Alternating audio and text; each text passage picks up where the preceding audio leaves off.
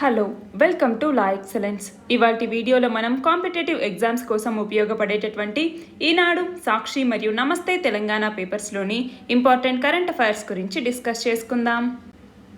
ఇవాల్టి మన first article వచ్చేసి వ్యవసాయం గురించి. వానాకాలం పంటల సాగుకు ముందే రైతులు సన్నాహాలు మొదలవుతూ ఉంటాయి. వేసవి దుక్కులు, పొలం తయారీ, విత్తన సేకరణ లాంటి పనుల మీద రైతులు దృష్టి పెడుతూ ఉంటారు. విత్తనాలు వేసేటటువంటి దశ నుంచి సాగు ఖర్చులు తగ్గించుకునే దిశగా రైతులు వెళ్లాల్సినటువంటి కాలం అనేది వచ్చింది అన్నట్టుగా ఇక్కడ చెప్తూ ఉన్నారు. తాజాగా తెలుగు రాష్ట్రాల్లో విత్తనాల ధరలు అనేవి పెరిగిపోతూ ఉన్నాయి. రాయితీలు అనేవి లేకుండా తెలంగాణ విత్తనాభివృద్ధి సంస్థ విత్తన ధరల్ని ఖరారు చేయటం జరిగింది. విత్తనం వేయటం నుంచి పంటల్ని విక్రయించే వరకు చాలా దశల్లో పెడుతున్నటువంటి ఖర్చులు ఏవైతే ఉన్నాయో అవి రైతుల్ని ముంచేస్తున్నాయి అన్నట్టుగా ఇక్కడ చెప్తూ ఉన్నారు. కౌలు సేద్యం చేసేటటువంటి వాళ్ళ పరిస్థితి మరింత దయనీయంగా ఉంది. విత్తనాలు, ఎరువులు, పురుగు మందుల్లో ఏం వాడాలో, ఏది వాడాలో అవగాహన కల్పించేటటువంటి విస్తరణ సేవలు అనేవి అందటం లేదు. దాంతో రైతులు నష్టపోతూ ఉన్నారు. పత్తి లాంటి వాణిజ్య పంటల విషయంలో ఈ పరిస్థితి అనేది మరీ ఘోరంగా ఉంది అన్నట్టుగా చెప్తూ ఉన్నారు. తెలంగాణ వ్యవసాయ శాఖ లెక్కల ప్రకారం ఎకరా వరి సాగు వ్యయం అనేది 2,700 రూపాయలు ఉంటే మద్దతు ధరతో పోలిస్తే రైతులకి క్వింటాకి 829 రూపాయల మేర నష్టపోతూ ఉన్నారు. ఎకరాకి సగటు దిగుబడి అనేది 2.25 టన్నులుగా అంచనా వేస్తే రైతులు ఎకరాకి 18,000 రూపాయలు నష్టపోవాల్సి వస్తోంది. ఈ లెక్కన ఒక్క తెలంగాణలోనే గత ఖరీఫ్ మరియు రబీ సీజన్లలో దాదాపు 98 లక్షల ఎకరాల్లో వరి సాగు చేసినటువంటి రైతులకి దాదాపు 18,270 కోట్ల రూపాయల నష్టం వాటిల్లింది. ఇలా పత్తి, మొక్కజొన్న, సోయా లాంటి పంటలన్నింటినీ లెక్కిస్తే గడిచిన సంవత్సరం కాలంలో రైతులు సుమారు 35,000 కోట్లకు పైగానే నష్టపోవాల్సి వచ్చింది. సేద్యం గిట్టుబాటు కావటం లేదు అన్నటువంటి సంగతిని ఈ లెక్కలు స్పష్టం చేస్తూ ఉన్నాయి. ఉత్పత్తి ఖర్చులు తగ్గించుకునేలా ఎప్పటికప్పుడు విస్తరణ విభాగం అన్నది రైతులకి దిశానిర్దేశం చేయాల్సి ఉంటుంది. అయితే కొందరు వ్యవసాయ అధికారులే పురుగు మందుల కంపెనీలకి అనధికారిక ఏజెంటుగా మారిపోయారు. పురుగు మందుల వినియోగం అవసరానికి మించి ఉంటోంది అన్నట్టుగా చెప్తూ ఉన్నారు. ఇలాంటి సమయంలో సహజ, సేంద్రియ, సాంప్రదాయ సాగు ఉత్పత్తులకు తోడు సమగ్ర పోషక యాజమాన్యం లాంటి పద్ధతుల గురించి రైతులకి వివరించి చెప్పాలి. అలాగే నిరక్షరాస్యులైనటువంటి రైతులకి అధిక వడ్డీలకు పెట్టుబడుల్ని అందిస్తూ ఎరువులు, పురుగు మందులు తమ వద్దే కొనాలి అనేటట్టు, అలాగే పంటని తమకే అమ్మాలి అనేటట్టు షరతులు ఏవైతే విధిస్తూ ఉన్నారో ఇలాంటి వాటిని ప్రభుత్వం అడ్డుకట్ట వేయాల్సినటువంటి అవసరం అనేది ఉంది. ప్రభుత్వమే రైతులకు రుణాలని అందిస్తూ వాళ్ళకు కావాల్సినటువంటి సామాగ్రిని, అలాగే వాళ్ళకి అవేర్నెస్ని కల్పిస్తూ వ్యవసాయాన్ని ముందుకు తీసుకెళ్లాల్సినటువంటి అవసరం అనేది ఉంది. ఎరువుల డీలర్లను నియంత్రించడంతో పాటు సేంద్రియ సాగు విధానాల్ని ఆదరించేలాగా రైతులకు అవగాహన కల్పించాలి. సాగు చేసే ప్రతి రైతుకి కూడా పంట రుణంతో పాటు విస్తరణ యంత్రాంగాన్ని బలోపేతం చేసి పంట ప్రతి దశలో రైతులకి సాగు సలహాలు అందించేలాగా చూడాలి. ఉత్పత్తి ఖర్చుకు మించి విక్రయించుకునేటటువంటి వైపుగా వాళ్ళకి అవగాహన పెంచగలిగితేనే రైతుల యొక్క సేద్యం అనేది లాభసాటిగా మారుతుంది అన్నట్టుగా ఈ ఆర్టికల్లో చెప్పటం జరిగింది. దీనికి సంబంధించి క్వశ్చన్ చూడండి. 2022 నాటికి రైతుల ఆదాయాన్ని రెట్టింపు చేయాలి అనేటటువంటి లక్ష్యంతో ప్రభుత్వం చేపట్టినటువంటి చర్యల్ని వివరించండి. ఏమేం చర్యల్ని చేపట్టింది అన్నటువంటి రిఫార్మ్స్కి సంబంధించి రెండుగా మనం వీటిని చెప్పుకుంటాము. అవి ఏమేంటి? ఒకటి వచ్చేసరికి ఇన్స్టిట్యూషనల్ రిఫార్మ్స్ అనేసి ఇన్స్టిట్యూషనల్, రెండవది వచ్చేసరికి టెక్నాలజికల్ రిఫార్మ్స్ అనేసి. ఇన్స్టిట్యూషనల్ రిఫార్మ్స్ అంటే ఏంటి? ప్రధానమంత్రి కృషి సించాయ్ యోజన అనేసి, అలాగే సాయిల్ హెల్త్ కార్డ్ స్కీమ్ అన్నటువంటిది తీసుకురావటం జరిగింది. పరంపరాగత్ కృషి వికాస్ యోజన అన్నటువంటివి. వీటన్నింటి ద్వారా కాస్ట్ అనేటటువంటి దాన్ని తగ్గించి అవుట్పుట్ని పెంచాలి అన్నటువంటి ఉద్దేశంతో ఇవి తీసుకొచ్చారు.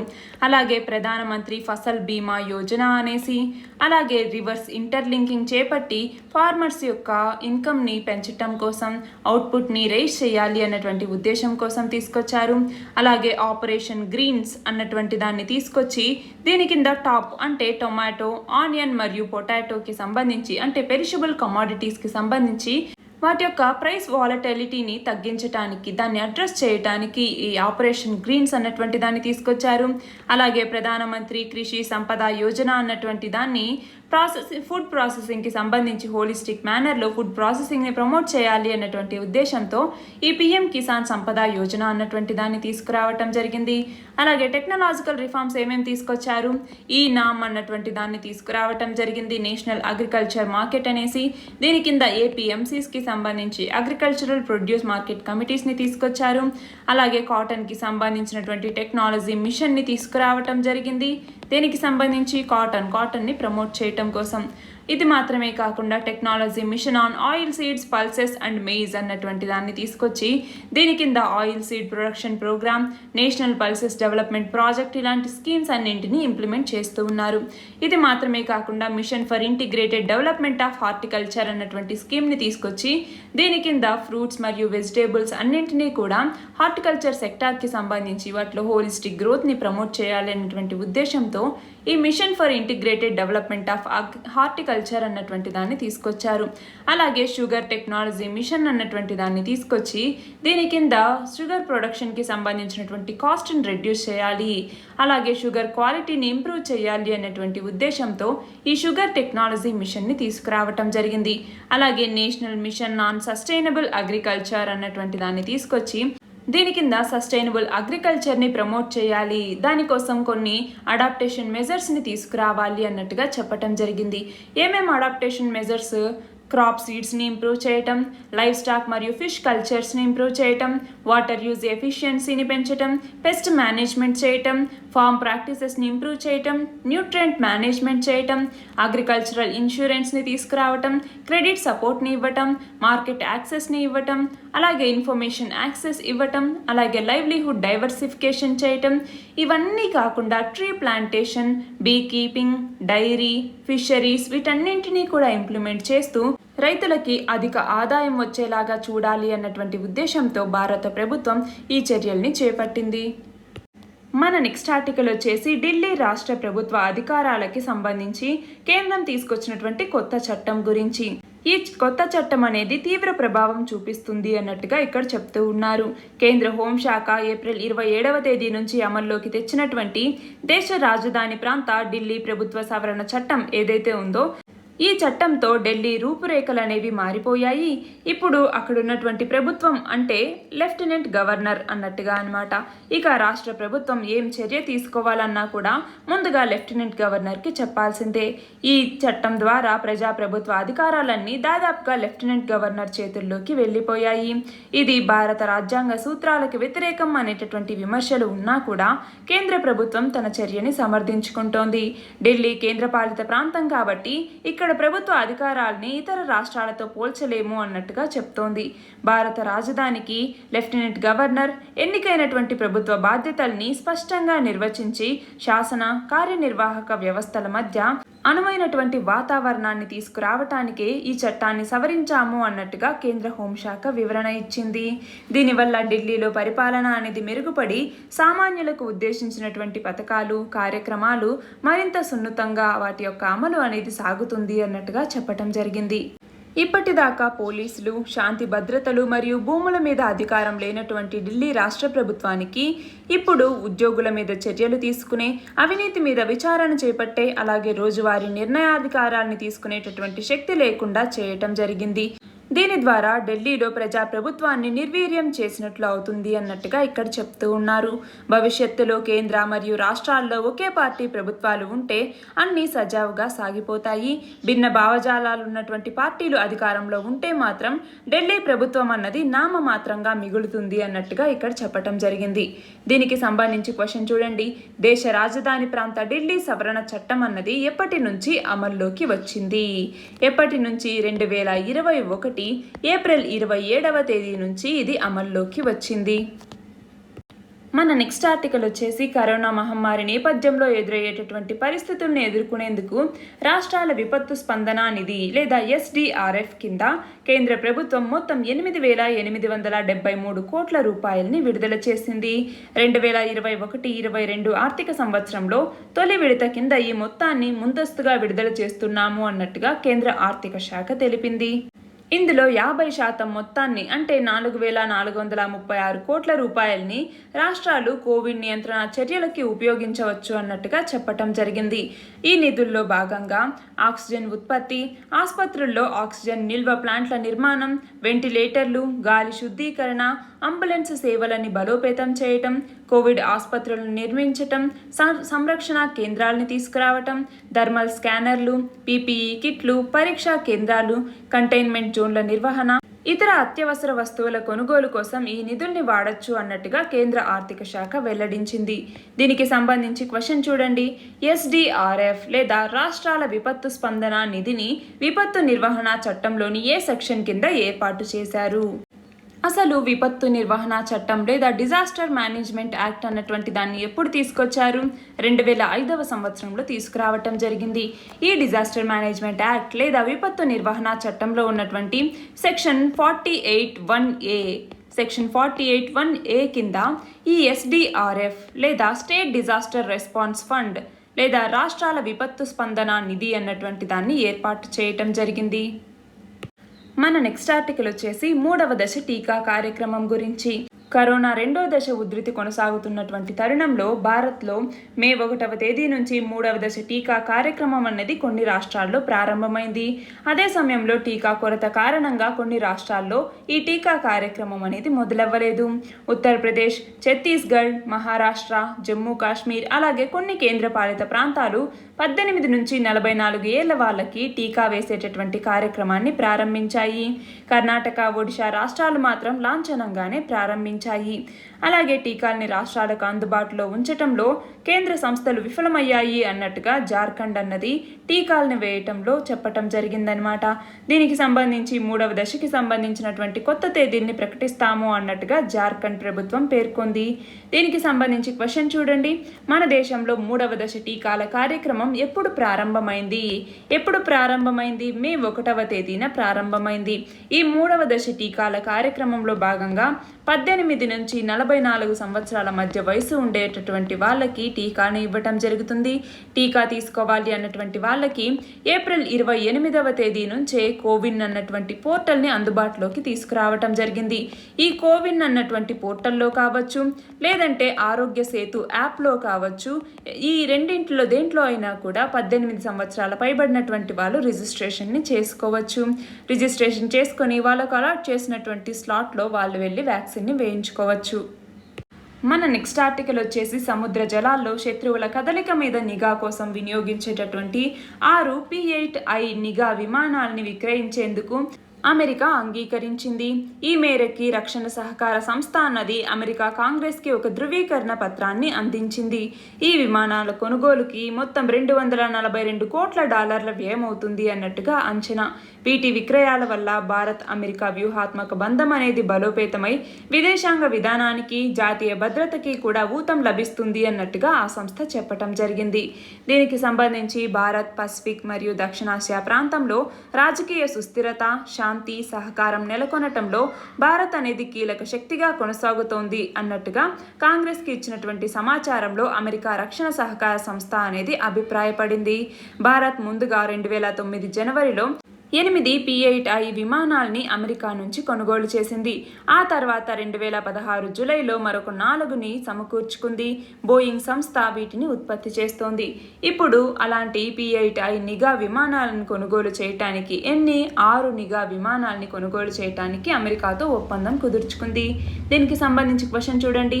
సాగర జలాల్లో శత్రువుల కదలిక మీద నిఘా కోసం ఉపయోగించే 6 P-8I విమానాలని భారత్కి విక్రయించటానికి ఏ దేశం అంగీకరించింది? ఏ దేశం? అమెరికా.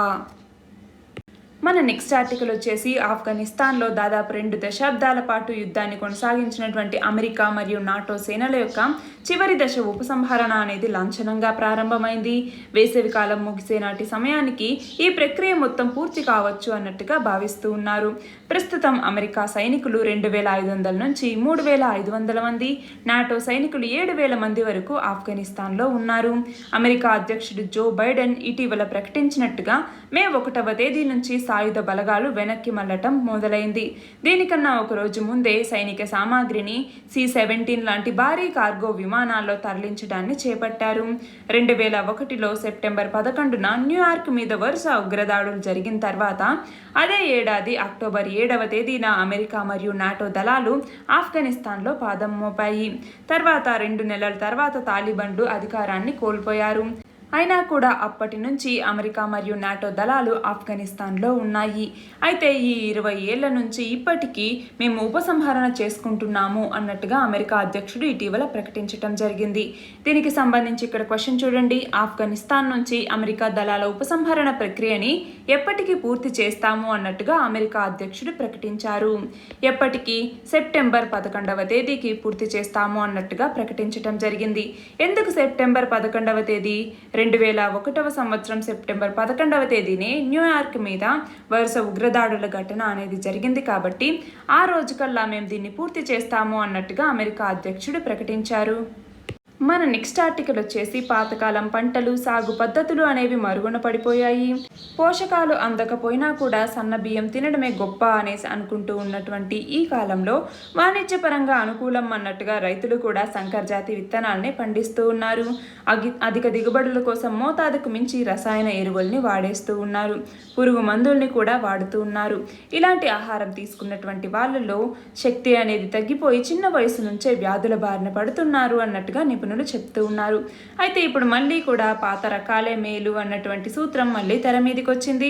కొంతమంది రైతులు పాతకాలం నాటి విత్తనాలు సాగు పద్ధతుల మీదే దృష్టి సారిస్తూ ఉన్నారు. పోషకాలు ఎక్కువగా అందించే దేశీ రకం విత్తనాల మీదే ఆసక్తిని చూపిస్తూ ఉన్నారు.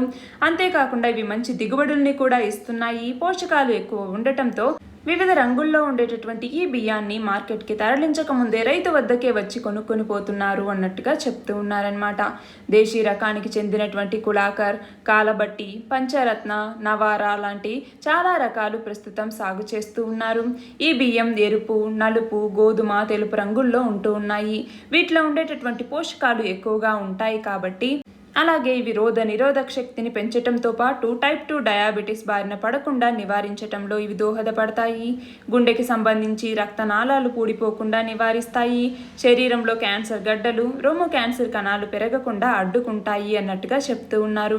అందుకే ఈ బియ్యం అనేది చాలా కాస్ట్లీగా ఉన్నాయి అన్నట్టుగా చెప్తున్నారు. ఇక్కడ క్వశ్చన్ చూడండి. ఆర్గానిక్ ఫార్మింగ్ గురించి వివరించండి. ఆర్గానిక్ ఫార్మర్స్ ఉన్నటువంటి నెంబర్కి వచ్చేసరికి మన భారతదేశం మొదటి ర్యాంక్లో ఉంది. అలాగే ఆర్గానిక్ ఫార్మింగ్ కింద ఉత్పత్తి అయ్యేటటువంటి ప్రోడక్ట్కి సంబంధించి అంటే ఎంత ఏరియాలో ఉత్పత్తి అవుతుంది అన్నటువంటి దాన్ని కన్సిడర్ చేస్తే మన భారతదేశం 9వ స్థానంలో ఉంది. ఆర్గానిక్ ఫార్మింగ్కి సంబంధించి సిక్కిం, మన దేశంలో ఉన్నటువంటి సిక్కిం అన్నటువంటి రాష్ట్రం అనేది వరల్డ్లోనే ఫస్ట్ టైం ఫుల్లీ ఆర్గానిక్ స్టేట్గా 2016లో గుర్తింపు పొందింది. మేజర్గా ఏమేం ఆర్గానిక్ ఎక్స్పోర్ట్స్ అన్నవి ఇండియా నుంచి జరుగుతూ ఉంటాయి అంటే flax seeds, sesame, soybean, tea, medicinal plants, rice, అలాగే పల్సెస్ లాంటి ఆర్గానిక్ ఎక్స్పోర్ట్స్ అన్నవి మన ఇండియా నుంచి ఎక్కువగా ఉంటూ ఉన్నాయి. అంతేకాకుండా 2018-19కి చూస్తే దాదాపు 50% ఆర్గానిక్ ప్రొడక్ట్స్ అనేవి మన దేశం నుంచి ఎక్కువగా ఉత్పత్తి అయ్యాయి. దాదాపు 5,150 కోట్ల రూపాయల ఎక్స్పోర్ట్స్ అన్నవి మన దేశం నుంచి జరిగాయి. అంతేకాకుండా ఈ ఎక్స్పోర్ట్స్ ఎక్కువగా అస్సాం, మిజోరాం, మణిపూర్ మరియు నాగాలాండ్ నుంచి ఉంటే అవి యూకేకి, యుఎస్ఏకి, ఇటలీ ఇలాంటి వాటన్నింటికి వెళ్తూ ఉన్నాయన్నమాట. అంటే హెల్త్ ఫుడ్కి డిమాండ్ అనేది పెరిగిపోతోంది. కొత్త కొత్త డెస్టినేషన్స్ అనేవి ఎక్స్పాండ్ అవుతూ ఉన్నాయి. అయితే మన గవర్నమెంట్ ఇలాంటి ఆర్గానిక్ ఫార్మింగ్ని ప్రమోట్ చేయడానికి ఏమేమి ఇనిషియేటివ్స్ తీసుకొచ్చింది అన్నది ఒకసారి చూద్దాం. ఏమేమి ఇనిషియేటివ్స్ తీసుకొచ్చింది? ఒకటి వచ్చేసి mission organic value chain development for north east region అన్నటువంటి దాన్ని తీసుకురావటం జరిగింది. దీనిని ఒక సెంట్రల్ సెక్టార్ స్కీమ్గా తీసుకొచ్చారు. దీనిని national mission for sustainable agriculture అన్నటువంటి దాని కింద ఒక సబ్ మిషన్గా తీసుకురావటం జరిగింది. దీనిని ఎవరు తీసుకొచ్చారు? Ministry of agriculture and farmers welfare దీనిని 2015లో తీసుకురావటం జరిగింది. దీనిని అరుణాచల్ ప్రదేశ్, అస్సాం, మణిపూర్, మేఘాలయ, మిజోరాం, నాగాలాండ్, సిక్కిం మరియు త్రిపుర వీటన్నింటిలో కూడా ఇది అప్లికబుల్ అవుతోంది. ఈ స్కీమ్ కింద సర్టిఫైడ్ ఆర్గానిక్ ప్రొడక్షన్ని చేపట్టడం జరుగుతుంది. అలాగే వీటికి వాల్యూ చైన్ మోడ్లో గ్రోవర్స్కి అలాగే కన్జ్యూమర్స్కి మధ్య లింక్ని క్రియేట్ చేయటం, దాని ద్వారా ఎంటైర్ వాల్యూ చైన్ డెవలప్మెంట్కి సపోర్ట్ అన్నది ఇవ్వటం జరుగుతుంది. ఇది 1వ ఇనిషియేటివ్. ఇక 2వది వచ్చేసరికి పరంపరాగత్ కృషి వికాస్ యోజన అన్నటువంటి దాన్ని 2015లో లాంచ్ చేయడం జరిగింది. అంతేకాకుండా సాయిల్ హెల్త్ మేనేజ్మెంట్కి సంబంధించి అలాగే national mission for sustainable agriculture దీని కింద ఒక మేజర్ ప్రాజెక్ట్గా దీన్ని తీసుకురావటం జరిగింది. దీని కింద ఆర్గానిక్ ఫార్మింగ్ అన్నటువంటి దాన్ని ప్రమోట్ చేయటం ద్వారా, అది కూడా క్లస్టర్ బేస్డ్ అప్రోచ్ ద్వారా, అలాగే పార్టిసిపేటరీ గ్యారంటీ సిస్టమ్ సర్టిఫికేషన్ ద్వారా ఆర్గానిక్ విలేజెస్ని అడాప్ట్ చేసుకుని అందులో ఆర్గానిక్ ఫార్మింగ్ని ప్రమోట్ చేస్తూ ఉంటారు.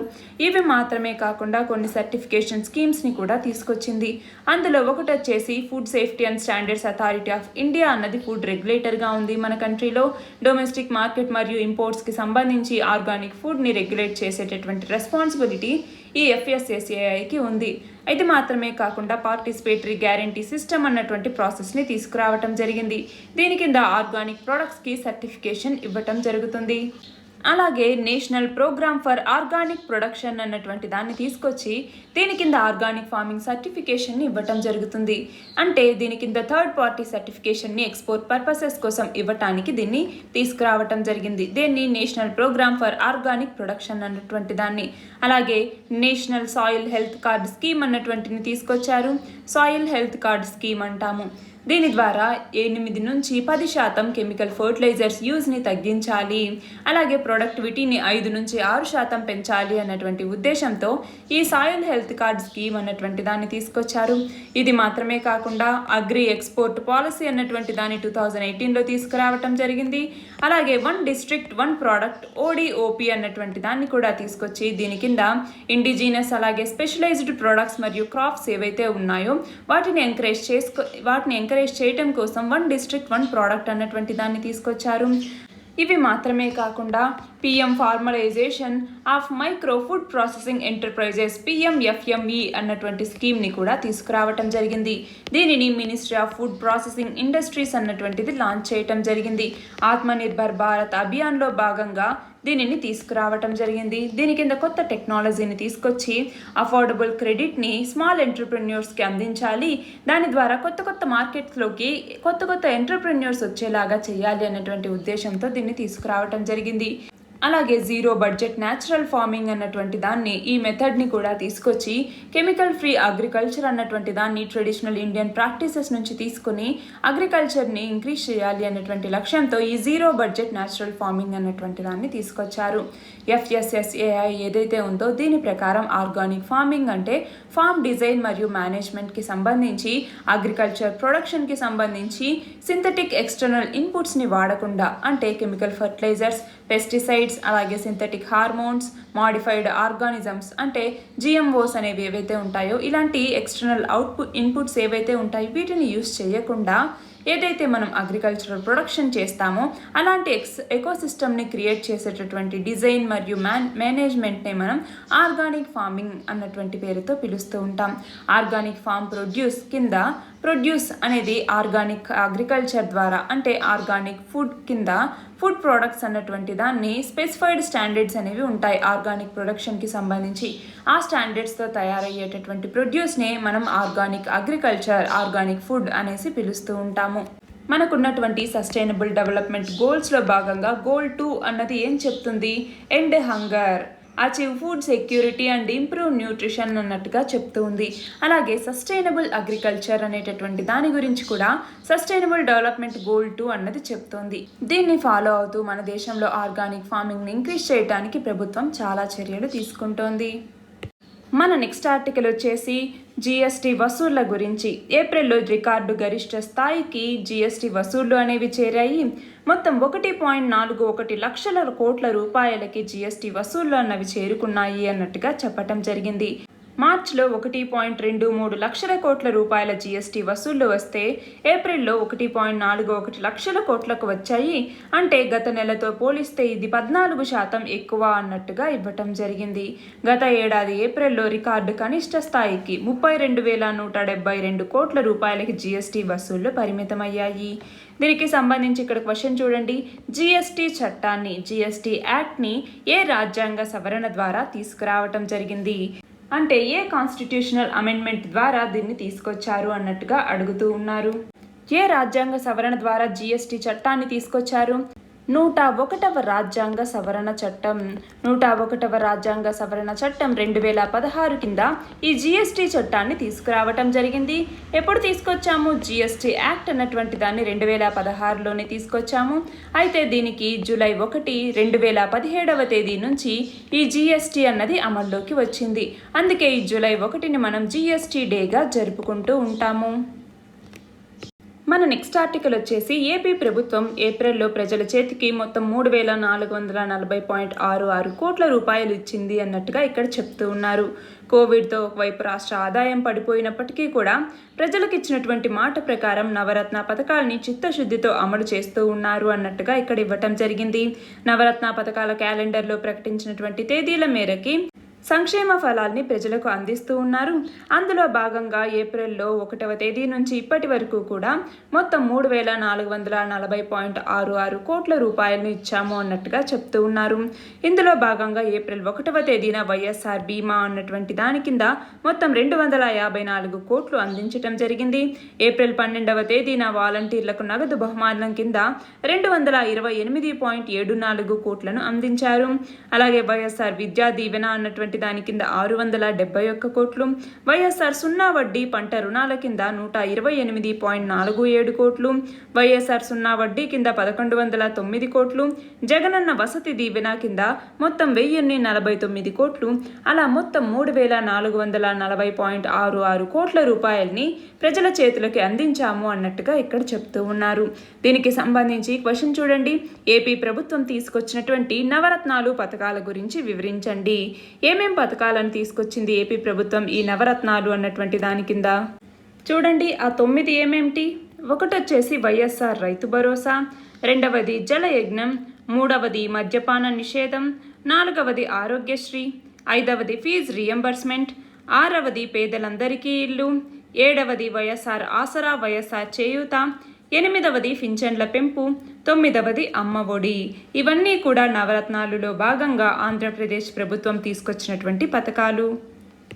మన నెక్స్ట్ ఆర్టికల్ వచ్చేసి 5 రాష్ట్రాల ఎన్నికల ఫలితాలు ఇవాళ విడుదల కాబోతున్నటువంటి సందర్భంగా ఈ ఆర్టికల్ని ఇవ్వటం జరిగింది. ఇందులో భాగంగా పశ్చిమ బెంగాల్, తమిళనాడు, కేరళ, అస్సాం మరియు పుదుచ్చేరి శాసనసభలకి ఎన్నికలు జరిగాయి. ఈ 5 రాష్ట్రాల్లో మొత్తం 822 అసెంబ్లీ స్థానాలకి ఎన్నికల్ని నిర్వహించారు. ఇవాళ పొద్దున 8 గంటల నుంచి కౌంటింగ్ ప్రక్రియ అనేది ప్రారంభమైంది. రాత్రి కల్లా పూర్తి ఫలితాలు వెలువడేటటువంటి అవకాశం ఉంది అన్నట్టుగా ఇక్కడ ఇవ్వటం జరిగింది. దీనికి సంబంధించి ఇక్కడ క్వశ్చన్ చూడండి. ఇటీవల ఏ 5 రాష్ట్రాల్లోని 822 అసెంబ్లీ స్థానాలకి ఎన్నికల్ని నిర్వహించారు? ఏ రాష్ట్రాలు? పశ్చిమ బెంగాల్, తమిళనాడు, కేరళ, అస్సాం మరియు పుదుచ్చేరి. మన నెక్స్ట్ ఆర్టికల్ వచ్చేసి ఆలివ్ రిడ్లీ టర్టిల్స్ గురించి. సముద్ర తాబేలుగా పిలిచేటటువంటి ఆలివ్ రిడ్లీ టర్టిల్స్ యొక్క జాతిని సంరక్షించే విధంగా ఏపీ అటవీ శాఖ అధికారులు ప్రత్యేక చర్యల్ని తీసుకున్నారు అన్నట్టుగా ఇక్కడ ఇవ్వటం జరిగింది. ఆలివ్ రిడ్లీ జాతి తాబేళ్ల సంతతిని అభివృద్ధి చేయటం కోసం ప్రత్యేక హేచరీలను అభివృద్ధి చేసి ఇప్పటి వరకు 8,000కు పైగా గుడ్లను సేకరించారు. ఇందులో 6,000 తాబేలు పిల్లల్ని ఇప్పటికే సముద్రంలో వదిలిపెట్టాము అన్నట్టుగా చెప్తూ ఉన్నారనమాట. అలాగే ఇవి ఎందుకు ఇంపార్టెంట్ అన్నట్టు మనం చూస్తే, ఈ తాబేళ్లు సముద్రంలో ఉన్నటువంటి చేపలకి హాని కలిగించేటటువంటి జెల్లీ ఫిష్ని తిని మత్స్య సంపద పెరుగుదలకు ఇవి సహకరిస్తాయి. అలాగే చేపల వేట సమయంలో జెల్లీ ఫిష్ అన్నటువంటిది మత్స్యకారుల యొక్క వలలకు తగిలితే ఆ వలల యొక్క పోగులు అనేవి దెబ్బతింటాయి. ఆ పోగుల్ని తగిలితే మత్స్యకారులకి జ్వరం, శరీరం అంతా నొప్పులతో అనారోగ్యం పాలవుతూ ఉంటారు. ఇలాంటి ప్రమాదకరమైనటువంటి జెల్లీ ఫిష్ని తినేటటువంటి శక్తి ఒక ఆలివ్ రిడ్లీ తాబేళ్లకు మాత్రమే ఉంది. ఉంటుంది. అలాగే సముద్రంలో అలజడి అనేది నెలకొన్నప్పుడు ఈ తాబేళ్లు వాతావరణ పరిస్థితుల్ని ముందుగానే పసిగట్టి తీరానికి చేరుకుంటాయి. వీటి రాకను గమనించినటువంటి మత్స్యకారులు చేపల వేటకి వెళ్ళటం మానుకుంటారు. అలాగే చేపలు గుడ్లు పెట్టే సమయంలో సముద్ర తీరంలో పేరుకుపోయినటువంటి వ్యర్థాలు వాటికి అడ్డుపడుతూ ఉంటాయి. అలాంటి వ్యర్థాలని తాబేళ్లు భుజించి చేపల యొక్క పునరుత్పత్తికి దోహదం చేస్తాయి. అలాగే సముద్రంలో ఆక్సిజన్ శాతాన్ని పెంచేందుకు కూడా ఈ తాబేళ్లు ఎంతగానో దోహదపడతాయి. అయితే ఇక్కడ క్వశ్చన్ చూడండి, ఆలివ్ రిడ్లీ టర్టిల్స్ గురించి వివరించండి, వీటి సంరక్షణ గురించి తెలపండి. ఆలివ్ రిడ్లీ టర్టిల్స్ అన్నవి స్మాల్గా ఉంటాయి. అలాగే sea turtles most abundant turtles అన్నట్టుగా ఆలివ్ రిడ్లీ టర్టిల్స్ని చెప్తూ ఉంటారు. ఈ టర్టిల్స్ అన్నవి కార్నివోర్స్. అలాగే వాటి యొక్క నేమ్ వచ్చేసి అవి ఆలివ్ కలర్గా ఉంటాయన్నమాట. అందుకనేసి వాటికి ఆలివ్ రిడ్లీ టర్టిల్ అన్నటువంటి పేరు అనేది వచ్చింది. ఇవి పసిఫిక్, అట్లాంటిక్ అలాగే ఇండియన్ ఓషన్స్లో ఉన్నటువంటి వామ్ వాటర్స్లో ఇవి కనపడుతూ ఉంటాయి. ఇవి దాదాపు hundreds of thousands of kilometres ఇవి మైగ్రేట్ అవుతూ ఉంటాయి. అలాగే వీటికి సంబంధించి థౌజండ్స్ ఆఫ్ ఫిమేల్స్ ఒక చోటికి వచ్చి ఒకే బీచ్లో వాటి యొక్క ఎగ్స్ పెట్టేసి వెళ్ళిపోతూ ఉంటాయన్నమాట. ఈ ఆలివ్ రిడ్లీ టర్టిల్స్ని వాటి యొక్క మీట్ కోసం, అలాగే వాటి యొక్క లెదర్ మరియు షెల్స్ కోసం, వాటి యొక్క ఎగ్స్ కోసం వాటిని పోచింగ్ అనేది చేస్తూ ఉంటారు. అంతేకాకుండా ట్రాల్ నెట్స్ వల్ల, అలాగే గిల్ నెట్స్ వల్ల అన్కంట్రోల్డ్ ఫిషింగ్ చేయటం వల్ల కూడా ఇవి చనిపోతూ ఉంటాయి మేటింగ్ సీజన్లో. అలాగే నెస్టింగ్ బీచెస్లోనూ ఎవరైనా తిరగటం వల్ల, అలాగే కుక్కలు, నక్కలు ఇలాంటివి వాటి యొక్క ఎగ్స్ని కూడా తినేస్తూ ఉంటాయి. ఇవి వాటికి ఉన్నటువంటి థ్రెట్స్ అనమాట. అయితే ప్రొటెక్షన్కి సంబంధించి వీటి సంరక్షణ గురించి ప్రొటెక్షన్ స్టేటస్ అనేది ఎలా ఉంది? IUCN రెడ్ లిస్ట్లోను, అలాగే సైట్స్ కన్వెన్షన్లోను, అలాగే Indian wild life protection act ద్వారా కూడా వీటికి సంరక్షణని కల్పిస్తూ ఉన్నారు. ఇవి మాత్రమే కాకుండా యాక్సిడెంట్ కిల్లింగ్ని నిర్మూలించటం కోసం ఒడిషా గవర్నమెంట్ అన్నది ట్రాల్స్కి టర్టిల్ ఎక్స్క్లూడర్ డివైజెస్, టెడ్ లేదా టర్టిల్ ఎక్స్క్లూడర్ డివైజెస్ అన్నటువంటి వాటిని యూజ్ చేయాలి అన్నట్టుగా దాన్ని మ్యాండేటరీ చేయటం జరిగింది. ఈ టెడ్ ఏదైతే ఉందో టర్టిల్ ఎక్స్క్లూడర్ డివైస్ అన్నది స్పెషల్గా డిజైన్ చేసినటువంటిది అనమాట. ఇది టర్టిల్స్ని ఏవైతే సముద్రంలో వీళ్ళు క్యాచింగ్ చేస్తూ ఉంటారో దాని నుంచి ఎస్కేప్ అవ్వటానికి ఒక ఎగ్జిట్ కవర్ లాంటిది ఈ టర్టిల్ ఎక్స్క్లూడర్ డివైస్ అన్నది. ఇవాల్టి మన లాస్ట్ ఆర్టికల్ వచ్చేసి న్యూజిలాండ్ అన్నది COVID-19 ఫ్రీ దేశంగా అవతరించింది. వ్యాక్సిన్ రాకముందే మహమ్మారిని కట్టడి చేసినటువంటి దేశంగా న్యూజిలాండ్ అనేది నిలిచింది. మొత్తం 4 అంచెలతో వైరస్ని ఇది నిర్మూలించగలిగింది అన్నట్టుగా ఇక్కడ ఇవ్వటం జరిగింది. నిత్యావసరాలు, వైద్య సర్వీసులు మినహా మిగిలినటువంటి అన్ని సేవల్ని కూడా రద్దు చేయటం జరిగింది. హెచ్చరికల్ని మొత్తం 4 అంచెలుగా అమలు చేశారు. ఇందులో భాగంగా లెవెల్ 4లో తీవ్రమైనటువంటి ఆంక్షల్లో భాగంగా అందరూ కూడా ముఖానికి మాస్కులు మరియు భౌతిక దూరాన్ని పాటించాలి. నిబంధనలను ఉల్లంఘిస్తే కొందరికి జైలు శిక్ష కూడా వేయటం జరిగింది. ప్రజల కోసమే మేము ఇదంతా చేస్తున్నాము అన్నట్టుగా ప్రభుత్వం బయటికే ప్రకటించడం జరిగింది. అలా మే 2020 నుంచి న్యూజిలాండ్ దేశంలో ఒక్క కొత్త కేసు కూడా నమోదు కాలేదు.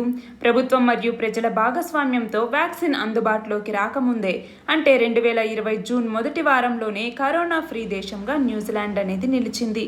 ఇందులో భాగంగా ఏ 4 అంచెల వ్యూహాన్ని ఇది పాటించింది అన్నది ఇక్కడ ఇవ్వటం జరిగింది. ఇందులో లెవెల్ 1లో సాధారణ జీవితాన్ని గడపచ్చు, వైరస్ ఫ్రీ అన్నది. లెవెల్ 2లో వైరస్ కేసుల్లో తగ్గుదల అనేది కనపడింది.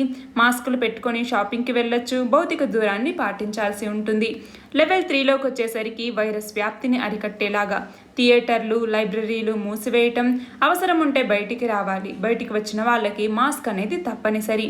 ఇంకా లెవెల్ 4లో వైరస్ ఉధృతికి సంబంధించి ఇళ్ల నుంచి బయటికి రాకూడదు, మాస్కుల్ని ధరించాలి, లేకపోతే జరిమానా విధించటం లాంటివి చేస్తారు. అలాగే వ్యక్తులకి లక్షణాలు లేనంత మాత్రాన వైరస్ సోకలేదు అన్నట్టుగా చెప్పలేం. కాబట్టి కరోనా బాధితుల కాంటాక్ట్ ట్రేసింగ్ చర్యలని యుద్ధ ప్రాతిపదికన సేకరించారు. ఒక్కొక్క కేసులో 300 నుంచి 500 మంది వివరాల్ని సేకరించడం జరిగింది. ఇలా గుర్తించినటువంటి ప్రతి బాధితుడికి కూడా అవసరమైనటువంటి చికిత్సను అందించారు. రోగులకు అవసరమైనటువంటి మందులు, వైద్య సామాగ్రిని ఎప్పటికప్పుడు అందించటం జరిగింది. ఇటీవల ఆస్ట్రేలియాలో 50,000 మందితో దేశంలోనే అతిపెద్ద స్పోర్ట్స్ స్టేడియంలో న్యూజిలాండ్ అధికారులు ఇటీవల లైవ్ మ్యూజిక్ ఈవెంట్ని నిర్వహించారు. ప్రపంచమంతా కూడా మహమ్మారి గుప్పిట్లో ఉన్నా కూడా మేం మాత్రం సాధారణ జీవితాలు గడపగలము అన్నట్టుగా మా నగరం నిరూపించింది అన్నట్టుగా ఇక్కడ చెప్తున్నారనమాట. దీనికి సంబంధించి ఇక్కడ క్వశ్చన్ చూడండి. కోవిడ్ ఫ్రీ దేశంగా న్యూజిలాండ్ మారినటువంటి నేపథ్యంలో ఈ దేశం పాటించినటువంటి వ్యూహాన్ని తెలపండి అన్నప్పుడు 4 లెవెల్స్లో కొన్ని వ్యూహాలని ఇక్కడ పాటించడం జరిగింది. ఇది మాత్రమే కాకుండా ట్రేసింగ్ విధానాన్ని, దాని తర్వాత ట్రేసింగ్ విధానంలో ఎవరినైతే గుర్తించారో వాళ్ళకి మెడికల్ సర్వీసెస్ని, అంటే ప్రతి ఒక్కళ్ళకి కూడా అవసరమైనటువంటి చికిత్సను అందించి రోగులకి అవసరమైనటువంటి మందులు, వైద్య సామాగ్రిని కూడా అందించి కరోనాని లేకుండా చేసినటువంటి దేశం న్యూజిలాండ్ అన్నట్టుగా మనం రాస్తాము. నిన్నటి క్వశ్చన్ వచ్చేసి భారతదేశపు మొట్టమొదటి 3D ప్రింటెడ్ హౌస్ని ఇటీవల కేంద్ర ఆర్థిక మంత్రి నిర్మలా సీతారామన్ ఎక్కడ ప్రారంభించారు? ఎక్కడ? ఐఐటి మద్రాస్. ఇవాల్టి క్వశ్చన్ వచ్చేసి భారతదేశంలోని ఏ రాష్ట్రంలో మామిడి మ్యూజియాన్ని ఏర్పాటు చేస్తున్నారు? దీని ఆన్సర్ కమెంట్ సెక్షన్లో ఇవ్వండి. కరెక్ట్ ఆన్సర్ రేపటి వీడియోలో చూద్దాం. All the very best and thank you very much.